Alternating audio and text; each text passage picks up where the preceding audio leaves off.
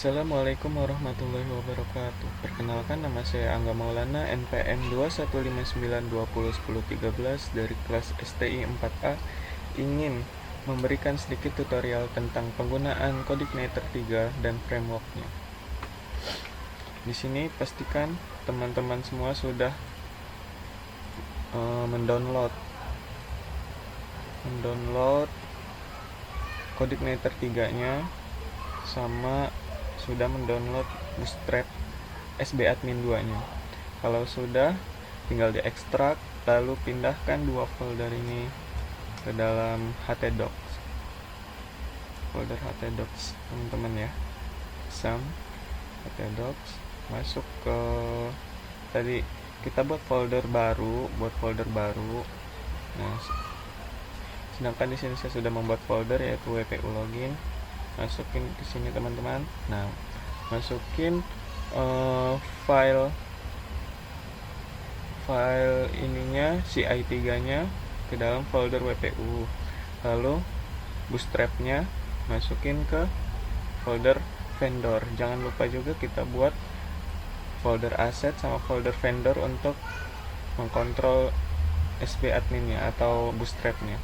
Masukkan SBadmin-nya di sini. Lalu pindahkan folder CSS, IMG sama JS-nya, lalu vendornya. Pindahkan 4 folder ini ke dalam folder aset. Pindahkan, lalu teman-teman bisa buka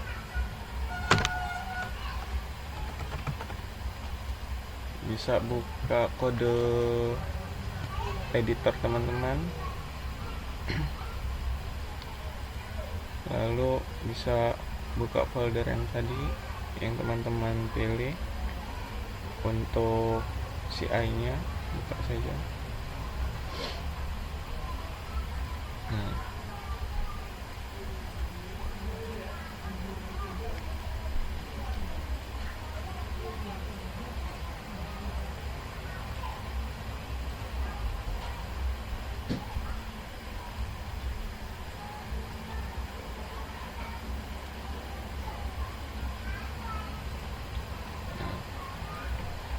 kalau penampakan seperti awalnya itu seperti ini teman-teman. Lalu masuk ke menu aplikasi, ke config yang pertama. Itu masuk ke config. Jangan lupa di sini teman-teman masukkan URL teman-teman dari HTTP, localhost, dan nama foldernya ini untuk supaya kalau teman-teman menghosting. Lalu indeksnya ini kita buang saja. Nah, kalau indeksnya mau kita buang, jangan lupa kita buat satu file yang bernama file htaccess. Nah, ini dapat dari mana? Ini dapat dari website di CI3. Teman-teman cari saja di kolom pencariannya htaccess. Lalu kita masuk ke autoload. Di autoload ini teman-teman bisa menjalankan secara otomatis apa yang teman-teman inginkan. Misalkan di library-nya kita memerlukan email, session, dan database. Ini yang saya perlukan untuk di library-nya. Lalu di helpernya saya itu membutuhkan URL, file, dan security-nya. Nah, itu saja sih yang saya perlukan di websitenya. Lalu kalau sudah itu, kita buat controller yang saya buat itu yaitu auth. Kenapa auth? Auth ini saya ingin memudahkan saya sendiri, yaitu artinya autentikator. Nah, jangan lupa kalau sudah ini kan masih masih default. Nah, defaultnya itu kalau di CI3 itu ada di routernya. Jangan lupa kita ganti default controllernya. Tadinya ini index, lalu kita ganti ke out aja. Nah, dari situ kita masuk buat public functionnya itu yang perlu itu view, template, out headernya, login, sama footer. Nah, karena di sini kita belum punya file view, kita di sini buat file view baru. View, masuk ke out. Ini ada view login. Dan kita memerlukan view registration juga.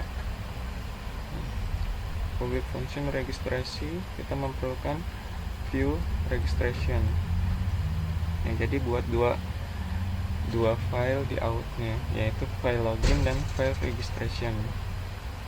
Lalu di file view juga kita buat satu template, satu folder itu untuk template. Template ini gunanya untuk supaya kita tidak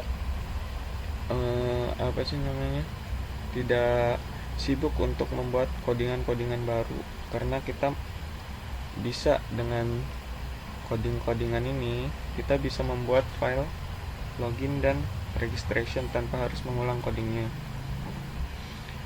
Terus itu kalau sudah,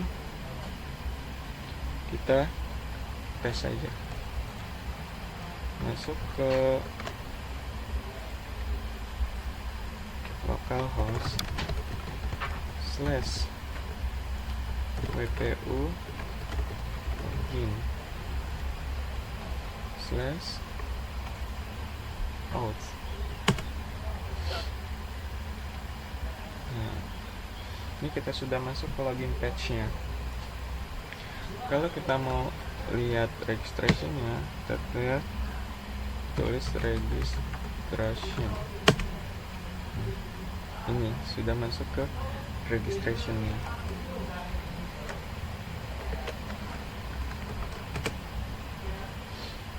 Nah, kita masuk ke codingannya lagi, membuat itu satu yang namanya database. Di sini saya sudah membuat database-nya.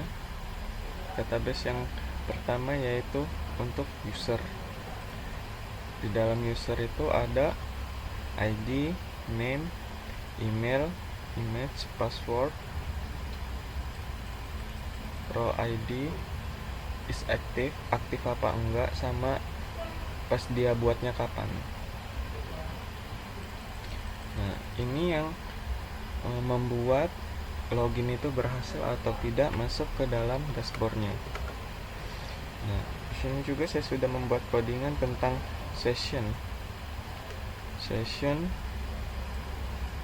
Kalau dia nggak ada email sama passwordnya, maka dia tidak akan bisa masuk, dan juga ada peringatan bahwa email sama passwordnya salah. Coba saja kita coba ya. Di sini saya sudah membuat name-nya Angga Maulana, emailnya Maulana74, lalu passwordnya ini. Di sini sudah saya pakai fitur enkripsi MD5 karena supaya tidak bisa ditembus dengan mudah. Ini passwordnya 1234 ya teman-teman. Coba kita lihat di sini.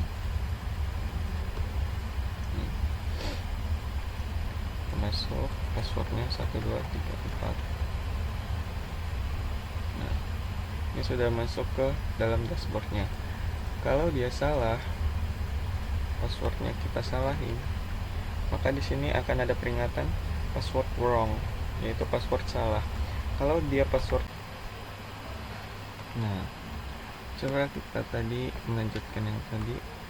Kalau kita salahin passwordnya salah, misalkan emailnya benar, lalu passwordnya salah, di sini akan ada peringatan yaitu password wrong. Nah, ini di dalam codingannya itu ada di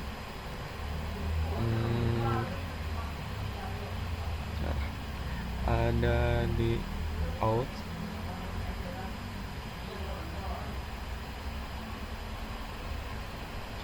Sebentar saya cari. Dia ada peringatan alert. Nah, ada alertnya mana tadi, password nih di session untuk message danger itu bahaya. Dia role-nya itu alert itu peringatan password salah, dia nge-redirect ke out lagi ke default loginnya. Nah, kalau dia emailnya nggak aktif, maka dia akan diberi peringatan email has not been activated. Dia nge-redirectnya ke out lagi. Out ini kayak default controllernya. Nah, kalau dia emailnya nggak terdaftar di database, maka dia ada peringatan email is not registered. Dia akan meredirect ke out lagi. Begitupun dengan ini, kalau kita membuat akun baru, dia kalau berhasil maka akan ada peringatan your account has been created, artinya akun kamu sudah terbuat, please login. Kalau dia salah, maka you have been logout. Ini berhasil logout, keluar. Kita coba ya. Ini kan password salah. Kalau dia passwordnya benar tapi emailnya salah, maka email is not registered, tidak terdaftar. Tapi kalau dia emailnya basing-basing, nggak ada @gmail.com atau validasi emailnya, dia akan ada peringatan di email is not contain a valid email address. Emailnya itu nggak valid, teman-teman. Nah, kalau dia pakai @gmail.com, nih, ini juga kalau ada passwordnya nggak diisi atau salah satu kolom nggak diisi, dia akan muncul peringatan. Coba kita isi passwordnya. Kalau dia terisi emailnya dengan format email yang benar, maka dia ada peringatan emailnya nggak terregistrasi. Kita coba membuat akun nih dengan nama misalkan siapa ya, Yuli. Email addressnya yuli@gmail.com dengan password 123. Passwordnya 0000, repeat passwordnya sama 0000. Kita registrasi. Nah, congratulations, your account has been created, please log in. Nah, ini berarti account kita sudah terbuat. Coba bagaimana kita memastikan account kita sudah terbuat? Masuk ke database. Habis database ini kita refresh. Nah, sudah ke refresh, ini auto increment nih. ID-nya ini menjadi primary dan auto increment juga. Jadi dia otomatis ngisi. Ini name-nya tadi kan Yuli. Emailnya yuli@gmail.com, passwordnya sudah terenkripsi karena kita membuat codingan enkripsi langsung. Di sini passwordnya tadi berapa? 0000 ya. Coba kita masukkan yuli@gmail.com, passwordnya 0000. Nah, yuli@gmail.com. Dia otomatis langsung masuk ke halaman dashboardnya user yuli@gmail.com. Di sini tertera masuk pada tanggal 23 Juli 2023. Nah, ini kalau kita menggunakan account yang lain, maka ininya akan berubah. Coba ya, kita logout, masuk ke tadi saya sudah buat julianto@gmail.com, passwordnya 2345. Kita lihat di sini. Nah, sini akan namanya berbeda, yaitu julianto@gmail.com. Di sini masuknya barusan saya buat tadi juga 23 Juli. Nah, ini foto defaultnya nanti kita masukkan ke folder vendor, itu ke image. Nah, Kalau sudah begitu, ini codingannya. Ini untuk memvalidasi email, ini untuk memvalidasi password. Ini juga metode emailnya post, passwordnya juga post. Ini untuk DB, database kita memerlukan database di table user ada email. Ini untuk memastikan emailnya user aktif atau ada intinya ada di database-nya. Nah, ini untuk mengecek keaktifannya pakai role ID tadi. Kalau role ID-nya 1 berarti dia aktif. Kalau 0 dia gak aktif. Udah, mungkin itu saja yang dapat saya sampaikan. Lebih dan kurangnya saya mohon maaf. Saya akhiri. Wassalamualaikum warahmatullahi wabarakatuh.